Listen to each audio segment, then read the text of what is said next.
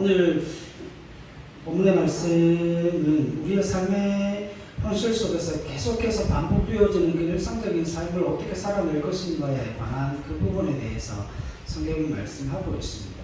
그럼 어떤 의미에서 보면 오늘 본문에 있는 말씀이 메시아에 관한 예언이죠. 메시아에 관한 예언이기 때문에 이 메시아에 대한 예언은 기독교의 본질적인 모습을 담고 있습니다. 그래서 오늘 본문에 있는 말씀이 우리에게 굉장히 중요한 한 가지 이유는 무엇 때문인가 하면 우리가 그동안 오해하고 있었던 그 기독교에 대한 본질, 기독교가 과연 무엇인가, 우리에게 주어진 그 일상의 삶을 우리가 어떻게 해석해낼 것인가에 관한 문제를 담고 있기 때문에 굉장히 중요한 부분이에요. 이 이사야 53장은 세상을 구원하러 온 메시아, 하나님 구원의 실체가 어떤 모습인지를 우리에게 보여주고 있습니다. 그래서 이 이사야 53장은 천천히 꼼꼼하게 자세하게 좀 읽어볼 필요가 있습니다. 자, 1절로 3절 말씀 한번 읽어보죠. 이사야 53장 1절로 3절입니다. 같이 읽죠. 시작. 우리가 전한 것을 누가 믿었느냐? 여호와의 팔이 누구에게 나타나느냐? 그는 주 앞에서 자라나기를 연한 순 같고 마른 땅에서 나온 뿌리 같아서 고운 모양도 없고 풍채도 없은즉 우리가 보기에 흠모할 만한 아름다운 것이 없도다. 그는 멸치를 받아 사람들에게 버림받았으며 간고를 많이 겪었으며 질고를 아는 자라 마치 사람들이 그에게서 얼굴을 가리는 것 같이 멸치를 당하였고 우리도 그를 귀히 여기지 아니하였도다. 아멘. 자, 여기 이사야 53장에 보면 지금 여기서 이사야를 통해서 선언되어지고 있는 내용이 누구에 관한 이야기예요? 이 땅 가운데 오실 메시아에 관한 이야기예요. 그런데 이 땅 가운데 오실 그 메시아가 어떤 모습으로 오는가 하면 우리가 가장 질색하는 모습으로 오신다는 거예요. 여러분 지금 1절로 3절 말씀을 읽었죠? 그는 주 앞에서 자라나기를 연한 순 같고 마른 땅에서 나온 뿌리 같아서 뭐가 없대요? 고운 모양도 없고 풍채도 없은즉 우리가 보기에 흠모할 만한 아름다운 것이 있어요, 없어요? 하나도 없다라고 이야기를 합니다. 자, 그러면 여러분 흠모할 만한 것이 하나도 없기 때문에 결국 사람들의 주목을 끌지 못하고 사람들의 이목을 끌지 못한다는 의미를 가지고 있죠. 더군다나 그는 멸시를 받아서 사람들에게 버림을 받았고 간고를 많이 겪었고 질고를 아는 사람이라고 이야기를 합니다. 멸시와 수치와 천대를 당하고 있다라고 하는 거죠. 근데 이분이 누구예요? 이 땅을 구원하러 오신 메시아라고 하는 거예요. 자, 여러분 그렇다면 이 메시아가 이 땅 가운데 우리를 구원하기 위해서 하나님의 뜻을 가지고 온 그 메시아가 왜 이와 같은 고운 모양도 가지지 못하고 풍채도 가지지 못하고 사람들에게 흠모할 만한 그 아름다운 것을 가지고 있지 못한 이유가 무엇 때문이겠습니까? 무엇 때문일까요? 그 메시아가 어디로 들어오시기 때문에 우리의 일상적인 삶의 현실로 들어오시기 때문이에요. 여러분 우리가 이걸 제대로 해석을 해내지 못하면 기독교의 본질을 자꾸 잊어버리는 거예요. 여러분 이사야서에서 계속해서 선포되어지는 말씀이 그것 아닙니까? 하나님의 위로의 메시지가 선포되어지고 있죠. 내가 너희를 회복할 것이고 내가 너희를 구원할 것이다. 그런데 그 이스라엘의 구원은 이스라엘에게만 머물러 있는 것이 아니라 이방으로 확대되어짐을 통하여서 그 이방인들이 구원받은 것과 같이 이제는 그 이방인들을 통하여서 시기와 질투함으로 다시금 잃어버렸던 이스라엘 백성들을 다시금 하나님께서 구원하시겠다. 그것은 하나님의 구원 계획이 이스라엘에 머물러 있는 게 아니라 어떻게 되어지는 거예요? 나라와 민족과 열방으로 확장되어지는 거죠. 무엇에 의해서도요? 이스라엘 백성들의 거부와 이스라엘 백성들의 불순종에도 불구하고 하나님께서 그와 같은 은혜를 베푸시겠다는 겁니다. 그러면 보세요. 하나님께서 이스라엘 백성들을 결국 회복시키실 것이고 그 하나님의 백성들을 승리케 하실 거잖아요. 그죠? 그런데 문제는 뭐냐면 그와 같은 하나님의 약속을 가지고 있고 믿음과 신앙을 가지고 있고 하나님의 언약을 가지고 있음에도 불구하고 우리의 현실적인 삶은요 고난일 수 있다는 거죠. 어려움이라고 하는 거죠. 그러면 우리가 이걸 물어야 되는 거잖아요. 하나님이 약속도 가지고 있고 하나님이 은혜도 가지고 있고 하나님께서 결국 승리케 하실 건데 왜 하나님의 백성들에게 그와 같은 고난을 허락하십니까? 문제는 뭐야? 문제는 그것이 우리가 뜬구름 잡듯이 그냥 이상적인 세상 속에서 살아가는 사람들이 아니라 어떤 세상 속에서 살아가는 사람들이기 때문이에요. 죄악된 삶의 현실 속에서 살아가는 사람들이기 때문에 그렇다라고 하는 거예요. 여러분, 메시아가 이 땅 가운데 그 어떤 흠모할 것도 가질 수 없을 만큼 그 메시아가 그렇게 사람들에게 수치와 멸시와 천대를 당할 만큼 그렇게 연약한 모습으로 이 땅 가운데 오실 수밖에 없는 가장 중요한 이유는 그분이 어디에 오시기 때문이에요. 우리가 처한 삶의 현실로 오시기 때문이에요. 만약에 여러분 마태복음에 보면 마태마가 누가복음에 보면 변화산 사건이 있죠. 예수님께서 변화산에 올라가셔서 뭘 보여주십니까? 모세와 이야기하시고 엘리야와 이야기하시고 예수님의 본 모습을 베드로와 제자들에게 보여주셨죠. 그죠? 그런데 거기서 베드로가 뭐라고 그럽니까? 주님, 이곳에서 초막셋을 짓고 여기서 같이 삽시다. 그리고 이어지는 말씀에 뭐가 나오는 줄 아십니까? 이어지는 말씀에 산 아래로 주님께서 내려가자고 이야기를 하세요. 그 산 아래는 누가 있습니까? 나병 환자가 있고 예수님을 멸시하고 천대하는 수많은 사람들이 있고 그리고 예수님을 대적하고 죽이려고 하는 종교 지도자들이 기다리고 있는 세상이라고 하는 거예요. 베드로는 지금 어디에 있자는 거예요? 주님과 함께 그 변화산 상에서 저 죄악된 세상으로 내려가지 말고 여기서 살자는 거죠. 쉽게 예를 들면 이런 겁니다. 기도원에 올라가고 수도원에 올라가서 거기서 살자는 거예요. 이 죄악된 세상 다 버려놓고 거기 가서 거룩하게 기도만 하고 말씀만 읽고 그냥 살라는 거예요. 뭐 없이요? 삶의 현실 없이. 근데 주님은 그걸 거부하십니다. 베드로로 하여금 그곳에 초막셋을 짓고 살게 하시는 게 아니라 베드로를 향하여서 내려가자고 이야기를 하시죠. 결국 내려가면 주님께서 어떤 경우를 당하십니까? 수치를 당하시고 모욕을 당하시고 대적함을 받고 머리 들 곳 없이 정처 없이 떠도는 그와 같은 삶의 현실을 경험하실 걸 뻔히 알면서도 주님은 그 베드로와 제자들을 데리고 어디로 내려가세요? 산 아래로 내려가십니다. 거기가 뭐라는 거예요? 거기가 뭐라는 겁니까? 삶의 현장이라고 하는 거죠. 그러니까 그 메시아가 왜 그와 같은 연약한 모습으로 오셨나? 그 메시아가 결국 우리를 구원하시기 위해서 자신의 그 하늘 보좌를 버리시고 이 땅 가운데 오셔서 우리의 죄악된 그 현실로 들어오셨기 때문에 흠모할 모양도 없고 사람들이 그를 멸시와 천대와 박해로 그를 대했다는 거죠. 그런데 문제는 그것이 무엇을 이루는 방식이에요? 하나님께서 구원을 이루시는 방식이라고 합니다. 여러분 이게 굉장히 중요해요. 이게 굉장히 중요합니다. 이것 하나 가지고 무슨 문제를 해결할 수 있는가 하면 눈을 감으면 천국인데 눈을 뜨면 지옥이에요. 그 갭을 해결할 수 있어요. 자, 이사야 7장으로 한번 가보십시다. 이사야 7장. 임마누엘 여호와를 잠깐 살피겠습니다. 7장 10절로 16절 말씀입니다. 이사야 7장 10절로 16절 같이 읽죠. 시작. 여호와께서 또 아하스에게 말씀하여 이르시되 너는 내 하나님 여호와께 한 징조를 구하되 깊은 데에서든지 높은 데에서든지 구하라 하시니 아하스가 이르되 나는 구하지 아니하겠나이다. 나는 여호와를 시험하지 아니하겠나이다 한지라. 이사야가 이르되 다윗의 집이여 원하건대 들을지어다.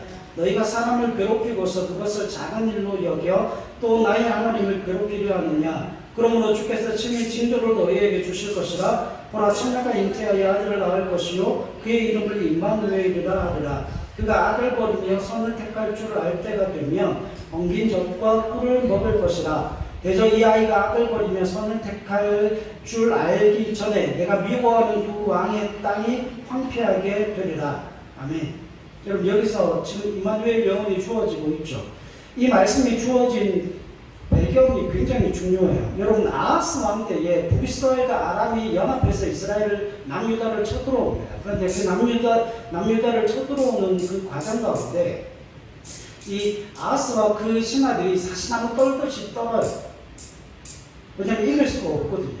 두 나라가 연합해서 이 남유다를 쳐들어오는 바람에 화를 면하고자 어디다가 도움을 청하는가 하면 남으로는 아수르에다가 도움을 청하고 북쪽으로는 그 북이스라엘과 아람 더 위에 있는 아수르에게 도움을 요청합니다. 결국 하나님이 아니라 애국과 아수르의 원조를 구해 놓은 상태예요. 그런데 하나님께서 이사야를 통해서 아하스에게 말씀을 주십니다. 아하스, 겁먹지 마라. 너희는 아수르나 애국을 기대하지 마라. 그들이 너를 지키는 게 아니라 하나님 여호와가 너를 지킨다. 내가 너를 지킬 거다.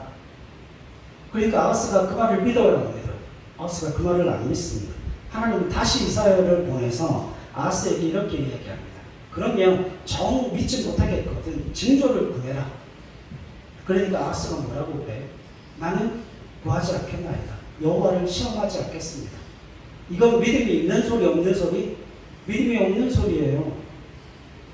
아하스가 겸손해서 지금 그 이야기를 하는 게 아니라 아하스가 볼 때에 자신이 이미 애국과 아수르의 원조와 도움을 요청해 놓았기 때문에 하나님에게 도움을 구하는 것은 뭐할 마음이 없는 거예요. 시도할 마음조차 없다는 거예요. 다시 말하면 시도할 가치가 없다는 거예요. 아하스는 하나님을 믿어야 합니다. 하나님에 대한 믿음이 없어요. 남유다 왕임에도 불구하고 하나님을 향한 믿음이 없으니까 그것을 하나님 앞에 구하고 하나님의 은혜를 누릴 수 있는 기회가 주어졌음에도 불구하고 그것을 구할 가치가 없다라고 생각하죠. 그런데 그런 아하스에게 이사야가 이야기합니다. 임마누엘, 처녀가 잉태하여 아들을 낳을 것이다. 자, 질문. 여러분, 쌀로가 파는 소리, 이거 무슨 소리예요? 처녀가 잉태하여 아들을 낳을까, 그러니까 결혼한 젊은 처녀가 잉태하여 아들을 낳을 것이다. 젊은 여자, 그러니까 지금 이사야서에 예언되어 있는 그 여자는 젊은 여자를 이야기합니다. 처녀가 잉태하여, 그 처녀를 젊은 여자예요. 젊은 여자가 잉태하여 아들을 낳는다. 이건 쌀로 밥 짓는 소리잖아요. 당연한 이야기 아닙니까? 여러분, 뭐 90세되고 100세 된 여자가 아이를 낳습니까? 아이는 누가 낳아요? 젊은 여자가 낳는 거예요. 이건 무슨 이야기? 쌀로 밥 짓는 이야기, 당연한 이야기예요. 그러면 여러분 이사야 7장에서 말하는 처녀가 잉태하여 아들을 낳을 것이다 라고 하는 이 사건은 무엇과 연관되어져 있어요? 무엇과 연관되어져 있어요? 처녀가 잉태하여 아들을 낳게 되면 뭐가 이루어져요? 임마누엘 예언이 이루어지는 거잖아요. 그러면 처녀가 잉태해서 아들을 낳을 때까지 얼마나 걸릴까요? 기본적으로 얼마나 걸립니까? 처녀가 잉태해서 바로 그 다음날 아이 낳습니까? 하나님의 역사라면 그럴 수 있지만 처녀가 잉태해서 10달 동안 뱃속에 품고 있어야죠. 그렇죠? 적어도 1년에서 2년의 시간이 필요해요. 그러니까 이사야서 7장의 예언은 무엇과 연관되어져 있어요? 시간이라고 하는 그 관계성과 연관되어져 있는 겁니다. 그러니까 처녀가 잉태하여 아들을 낳을 것이다 라고 하는 이사야 7장의 예언은 무엇과는 상관없어요. 초월성과는 전혀 상관이 없습니다. 이건 시간적인 개념과 관계되어져 있는 거예요. 자, 그런데 예수님의 동정녀 탄생은 시간과 관계되어져 있는 겁니까? 아니면 초월과 관계되어져 있는 겁니까? 시간이에요, 초월이에요? 초월이죠. 왜냐하면 동정녀, 한 번도 남자를 만나본 적이 없는 그 사람이 어떻게 되는 거예요? 아이를 낳는 거예요. 그건 시간하고는 전혀 관계가 없어요. 여러분, 결혼하지 않은 여자가 또 남자를 사귀고 있지 않는 여자, 남자를 알지 못하는 여자가 아이를 낳을 수 있는 확률은 제로입니다. 그죠? 그런데 이건 그 동정녀가 잉태해서 아들을 낳았다는 이야기는 시간의 관계, 시간을 이야기하는 그 관계성 속에 포함되어져 있는 게 아니라 초월성을 이야기하는 거예요. 그러면 이사야 7장의 예언과 마태복음의 예언은 같은 거예요? 틀린 거예요? 확연한 차이를 보이죠. 하나는 시간과 연관되어져 있고 하나는 초월과 연관되어져 있습니다. 그런데 이 출생 사건이 그 특징은 다르지만 제자들이 예수님의 출생 사건에서 알게 된 것이 있어요. 결국 하나님의 백성들이 뭘 깨닫게 되는가 하면 그 아이가 태어남을 통하여서 그런 약속이 있었지. 그런데 이런 거예요. 이사야 시대에서 이름 없는 한 여자가 나중에 그게 마태복음에 가면 마리아라고 하는 사실이 드러나지만 이사야서에서는 이 한 여자가 누군지를 몰라요. 이름 없는 한 여자가 누군가에게 시집을 가서 아이를 낳았고 아무것도 아닌 것 같은 사건이 결국 무슨 사건으로 드러나요? 하나님이 함께 하시고 하나님께서 일하고 계신다라고 하는 증거로 드러나게 되죠. 젊은 여자가 뭘 낳는 것을 통해서? 아이를 낳는 것을 통해서. 근데 그 예언의 말씀이 주어졌을 때 제자들이 알아요? 몰라요?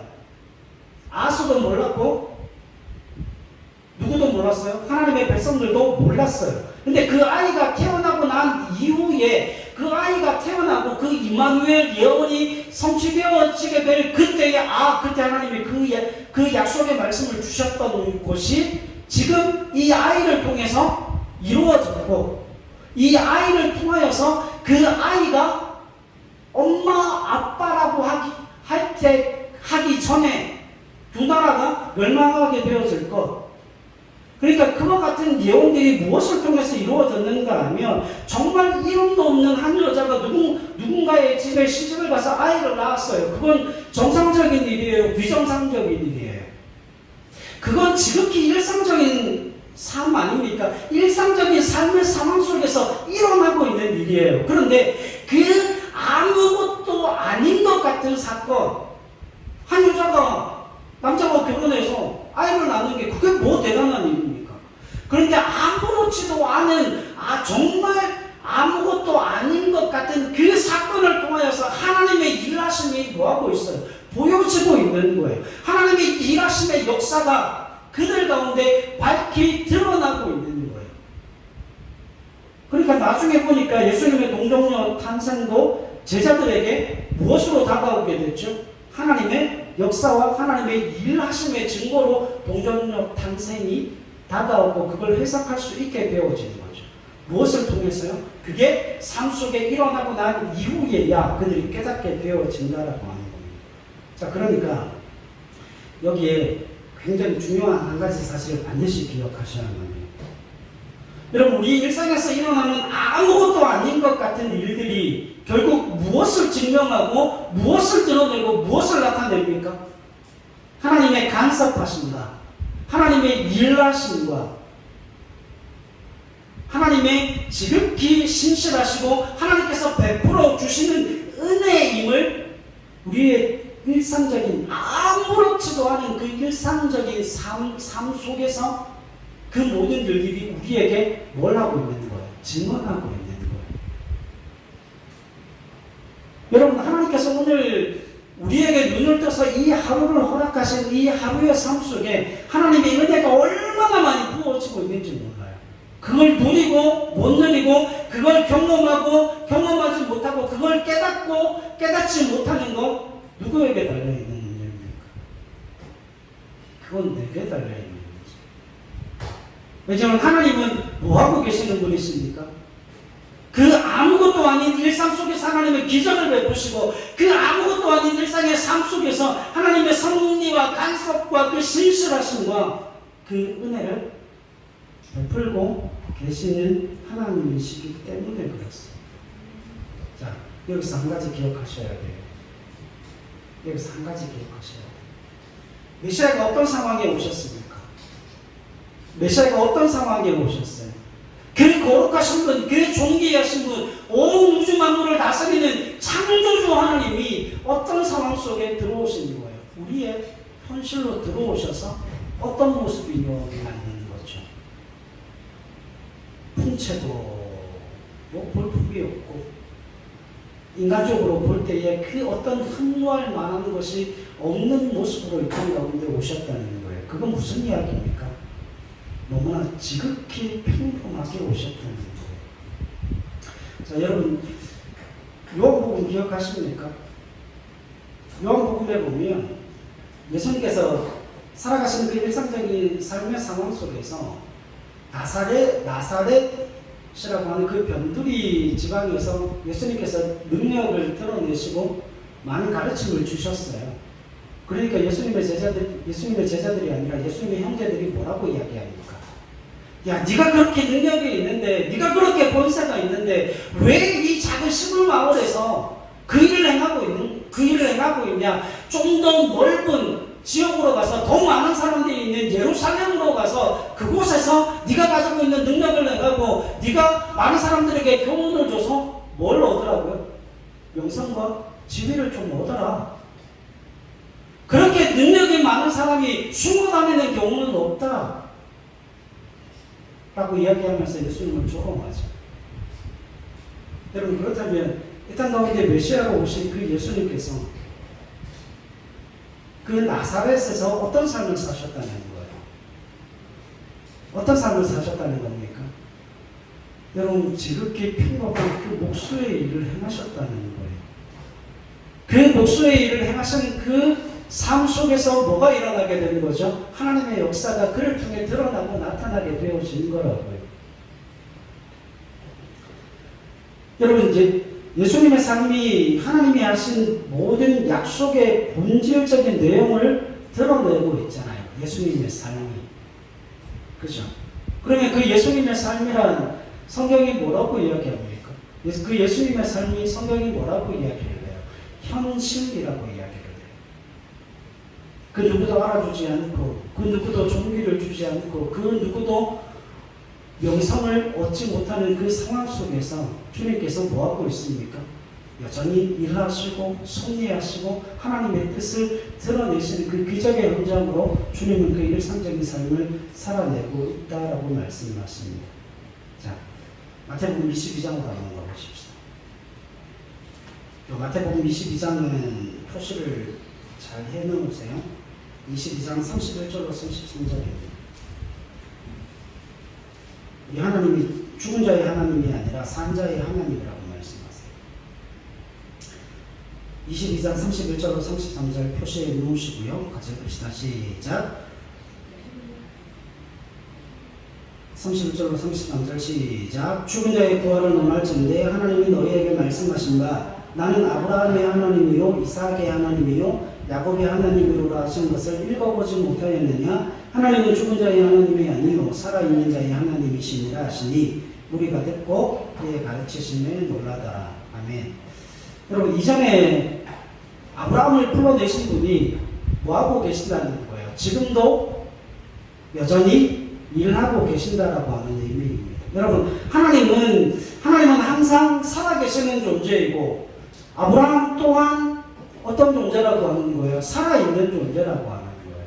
하나님께서 아브라함을 그 시대에 불러내셨던 것처럼 아브라함이 야곱을 불러내시고 이삭을 불러내시고 그 많은 선지자들을 불러 하나님의 귀하신 일들을 감당하신 것처럼 아브라함은 옛날에 죽었지만 하나님은 지금도 여전히 그의 믿음을 따르는 하나님의 사람들을 뭐하고 계시다고요? 세워가고 계신다고요. 그러면 아브라함은 언제 어떻게 부름을 받았을까요? 아브라함은 뭐하다가 부름을 받았을까요? 아브라함이 어떤 특별한 상황 속에서 부름을 받은 게 아니에요. 아브라함은 자신의 일상적인 삶을 살아가는 그 과정 속에 그 현실에 찾아오신 그 주님을 만남으로 말미암아 그 하나님을 만남으로 말미암아 그 일상 속에서 뭘 경험한 사람이에요? 기적을 경험한 사람이에요. 그 일상 속에서 하나님의 찾아오심의 역사를 경험한 사람이 누구예요? 아브라함이라고 하는 거예요. 그런데 하나님은 어떤 하나님이시라고 지금 성경에 말씀합니까? 하나님은 나는 아브라함의 하나님이요 이삭의 하나님이요 야곱의 하나님이다. 하나님은 죽은 자의 하나님이 아니요 살아있는 자의 하나님이시다. 그러면 이 아브라함은 누굽니까? 오고 오고 오는 그 모든 세대 가운데 믿음의 조상이잖아요. 그죠? 아브라함이 믿음의 조상이 되어진다라고 하는 것, 그 후대의 사람들 가운데 어떤 사람들이 일어난다는 거예요? 하나님을 따라 믿음으로 사는 믿음의 세대가 일어난다는 거죠. 그래서 그 믿음의 세대가 일어남을 통하여서 아브라함이 누가 되는 거예요? 믿음의 조상이 되어지는 겁니다. 자, 여러분, 여기서 한 가지 좀 짚고 넘어가십시다. 우리가 가지고 있는 시간의 한계는 어떤 건가 하면, 과거가 현재를 만들어내고 현재가 뭘 만들어내요? 미래를 만들어내죠. 그런데 이건 누구에게 묶여있는 시간표예요? 인간에게 묶여있는 시간표죠. 그런데 여러분, 그 시간을 만드신 분이 누구예요? 하나님이세요. 하나님은 그 시간에 매여 있지 않습니다. 하나님은 시간에 매여 있지 않고 시간이 누구에게 매여 있어요? 하나님께 매여 있어요. 그러니까 보세요. 이거 중요하니까. 우리는 과거가 현재를 만들어내고 현재가 미래를 만들어내는데, 하나님은요, 미래가 그 과거를 완성시키는 일을 행하신다는 거예요. 여러분, 아브라함이 믿음의 조상이 되려면 누가 있어야 하는 거예요? 믿음의 조상이 되려면 누가 있어야 되는 거예요? 하나님의 약속대로 하나는 물별과 같이 바닷가에 많은 모래알과 같은 아브라함의 믿음의 자손들이 있어야 아브라함이 결국 누가 되는 거야? 믿음의 조상이 되어지는 거죠. 여러분, 아브라함에게 자손이 없는데, 아브라함에게 자손이 없으면 아브라함을 믿음의 조상이라고 이야기할 수 있어요, 없어요? 없죠. 아브라함은 혼자 죽으면 끝인데. 아브라함이 믿음의 조상이 되려면 누가 필요하다고요? 미래에 오고 오는 그 모든 세대 가운데 하나님의 약속을 따라 그 아브라함의 언약 속에 놓여져 있는 하나님을 향한 온전한 믿음의 세대가 세워져야, 그래서 그 수많은 믿음의 세대들을 통하여서 아브라함이 누가 되어지는 거죠? 믿음의 조상이 되어지는 거죠. 그러니까 그 믿음의 후대가 만들어지지 않으면 아브라함은 뭐가 되어질 수 없어요? 믿음의 조상이 되어질 수 없어요. 그러면 하나님은 얼마든지 우리의 생각의 체계를 넘어가시고, 우리는 과거, 현재, 미래로 가지만 하나님은 미래를 통해서 뭘 완성하신다고요? 과거를 완성하시는 하나님이시라고요. 그 시간에 구애받지 않으시는 분이 하나님이시라 말씀하고 있습니다. 여러분, 아브라함은 과거에 있고 우리는 현재에 있잖아요. 그 아브라함이 우리를 만들어낸 것이 아니다라고 성경은 말씀합니다.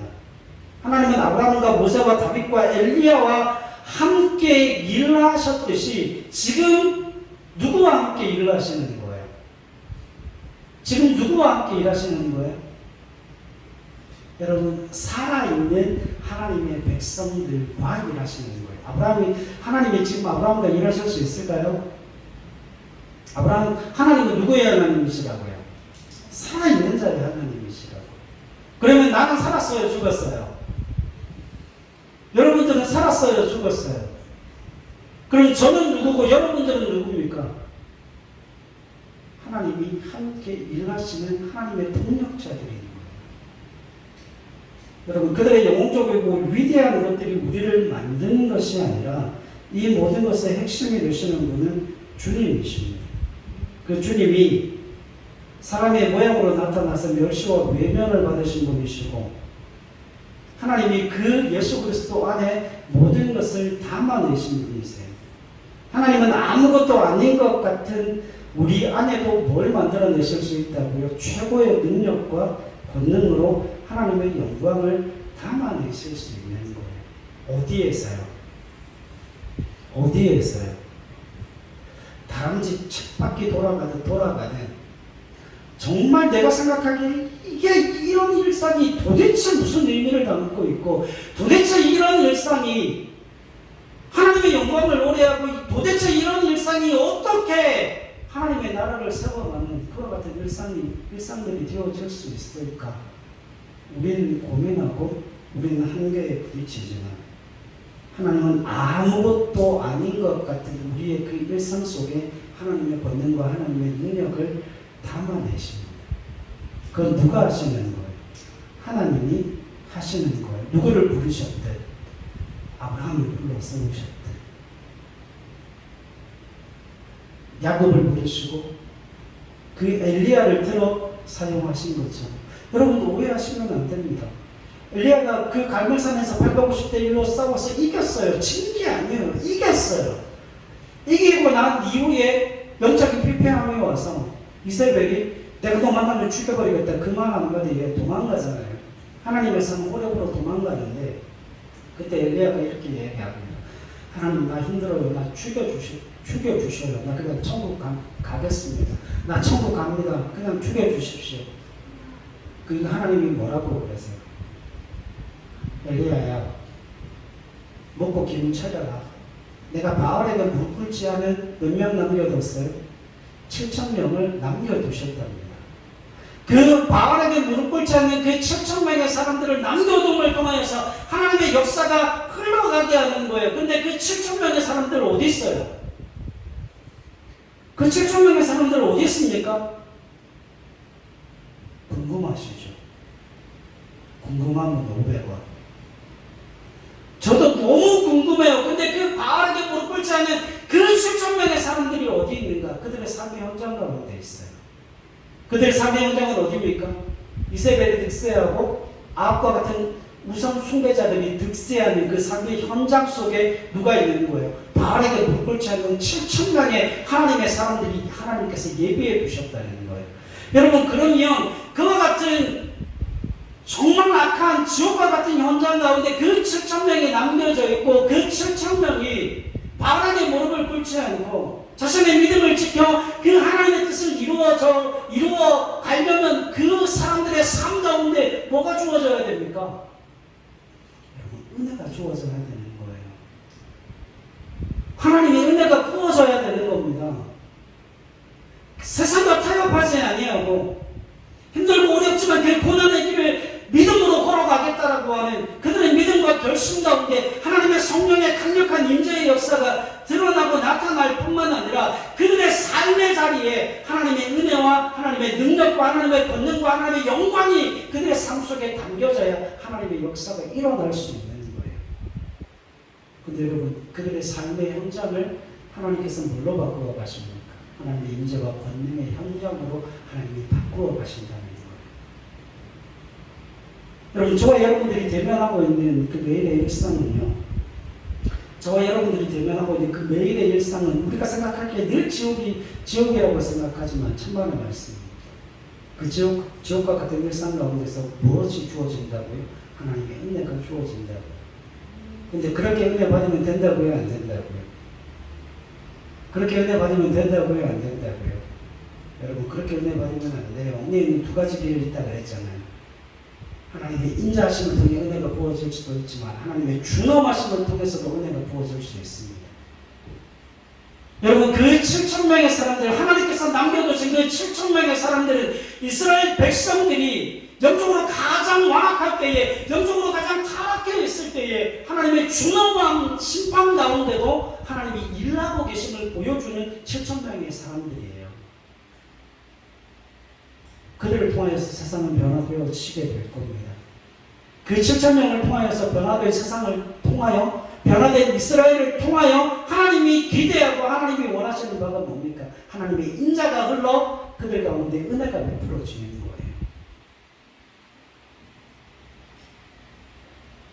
사랑하는 여러분, 그렇게 크게 걱정 안 하셔도 됩니다. 그렇게 크게 걱정 안 하셔도 됩니다. 우리가 지금 살고 있는 그 삶의 현실, 이사야서 53장과 같은 삶의 현실이지만 하나님이 우리에게 그렇게 말씀하세요. 우리 하박국 2장 4절 아시죠? 의인은 뭐로 말미암아 살리라? 그의 믿음으로 말미암아 살리라.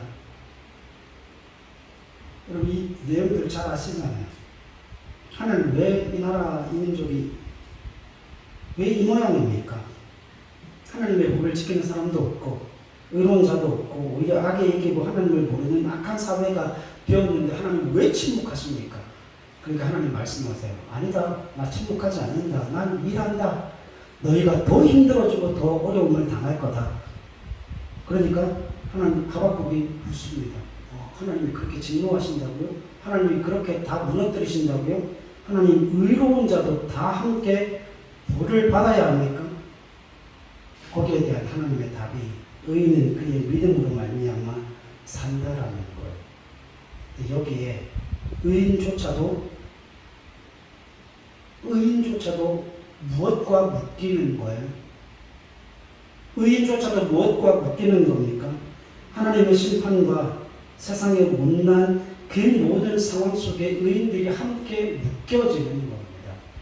의인이라고 따로 건져내시는 게 아니라 의인들도 무화과나무에 열매가 없고 포도나무에 포도가 없고 밭에 소출이 없고 우리의 양이 없고 외양간에 소가 없는 그 삶의 상황을 의인들도 함께 뭐하는 거예요? 맞닥뜨리는 거예요. 그게 면제되어지는 게 아닙니다. 그러나 의인들은 뭘 아는 거예요? 의인들은 뭘 압니까? 하나님이 그들을 그런 상황 속에 붙은다는 그 사실을 아는 사람들이 의인이라고 하는 거예요. 그래서 하박국이 찬양할 수 있는 겁니다. 여러분, 하나님은 내가 잘못하고 어떻게 할 수 없었던 그 평생 잊을 수 없는 자책들 속에 기적을 담아내시는 분이세요. 여러분, 걱정하실 일이 아니라니까요. 걱정하실 일이 아니라 믿음을 가지셔야 돼요. 여러분, 하나님이 일하실 것이니 오직 의인이 그의 믿음으로 말미암아 살리라라는 그 고백을 통하여서 살아내고 견디어내고 인내하며 그의 일하심을 우리의 삶의 현장에서 확인하는 저와 여러분들의 삶이 되실 수 있기를 바랍니다. 그러나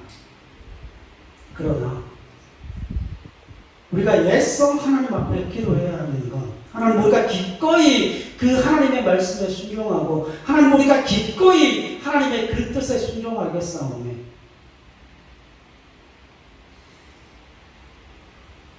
세상이 악해서 우리가 그 악함에 묶여 함께 고난받는 건 어쩔 수 없겠지만 그럼에도 불구하고 우리의 모든 삶 속에 있는 하나님의 인자하심으로 말미암는 은혜가 부어질 수 있도록 도와달라 기도하셔야 한다는 거죠. 그래서 제가 결론으로 이렇게 썼어요. 잘 묵상해 보세요. 은혜는 삶의 고난을 넘어서고 믿음은 고난 앞에서 하나님의 역사를 기대하게 한다는 거예요. 이거 제가 썼거든요.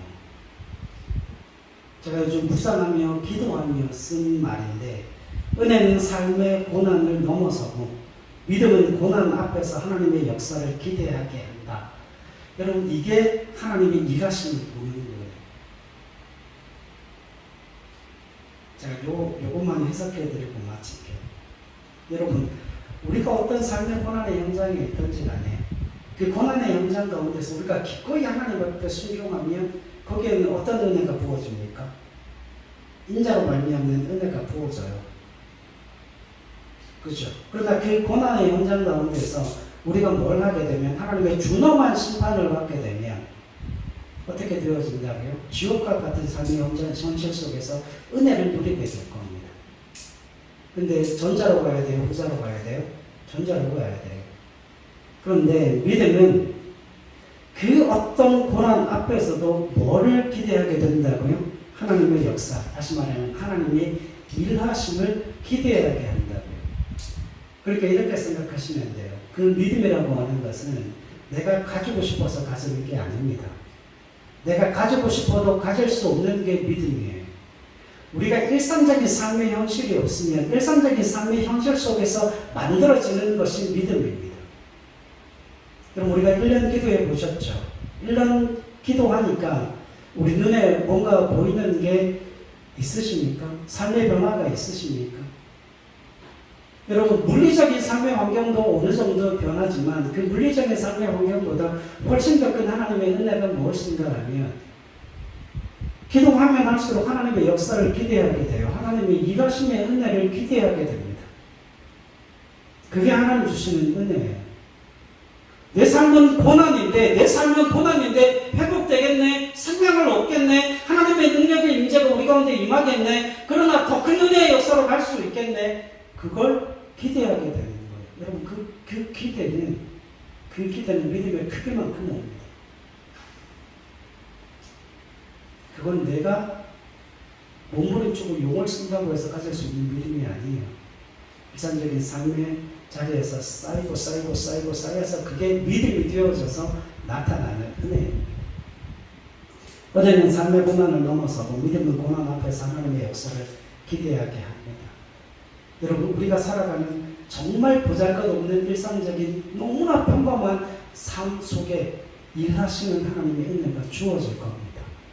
그 하나님의 일하심을 여러분 발견하실 수 있기를 바랍니다. 길을 가시고 자동차 운전을 마시고 기도하시고 차를 먹고 밥을 먹고 그 누구를 만나는 그 모든 삶의 일상적인 평범함 속에 찾아 들어오셔서 기적을 베푸시고 인자와 사랑으로 우리의 삶을 넉넉하게 풍성하게 풍족하게 만족하게 채워가시는 그 하나님의 기적과 그 역사를 경험하고 체험하는 저와 여러분들의 삶이 되실 수 있기를 주님의 이름으로 간절히